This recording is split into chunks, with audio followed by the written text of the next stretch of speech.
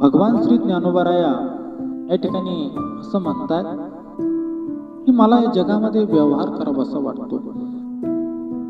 ज्ञानेश्वरी गुलकंद ऐकत असताना ना, व्यवहार म्हटल्यानंतर हा जगातील लाखांच्या गप्पांचा व्यवहार हा तुम्ही थोडा डोक्याच्या बाहेर ठेवायचा बरं का.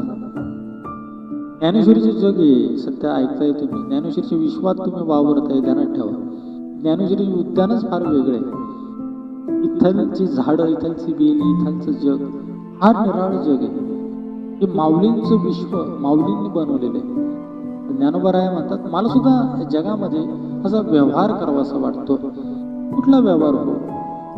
माऊली म्हणतात एकच मला व्यवहार करावासा वाटतो की जो खऱ्या अर्थाने सुख देणार आहे, खऱ्या अर्थाने मनाला आनंद देणार आहे. आणि तो व्यवहार म्हणजे असा आहे, माऊली म्हणतात ब्रह्मविद्या जे भगवंताची भक्ती, भगवंताची प्राप्ती कशी होईल यासाठी कुठलं कर्म करावं, कुठलं करू नये, या संबंधी जे काही सिद्धांत आहे, या संबंधी जे काही विचार आहेत, तर त्याला म्हणायचं ब्रह्मविद्या.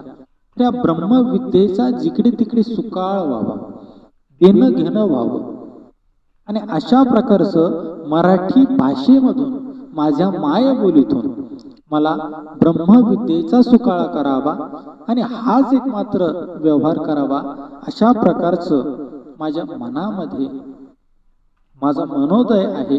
आणि तो श्री गुरूंच्या कृपेने पूर्ण व्हावा अशी विनंती श्री गुरूंना ज्ञानोबाराया करताना दिसतात.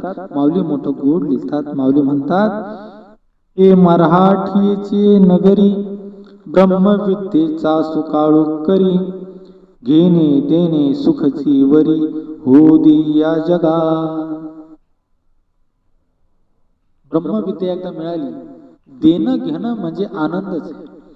घ्यायचाही आनंद, द्यायचाही आनंद, अशा प्रकारचा एक व्यवहार तो म्हणजे भगवंताचं नामस्मरण, भगवंताचं गुणवर्णन, भगवंताचं तत्वज्ञानाचं मार्गदर्शन. आणि ते माझ्या मराठी भाषेतून व्हावं असं श्री गुरूंना ते विनंती करतायत. असा अलौकिक अशा प्रकारचा व्यवहार माऊली ज्ञानेश्वरच्या माध्यमातून करताना आपले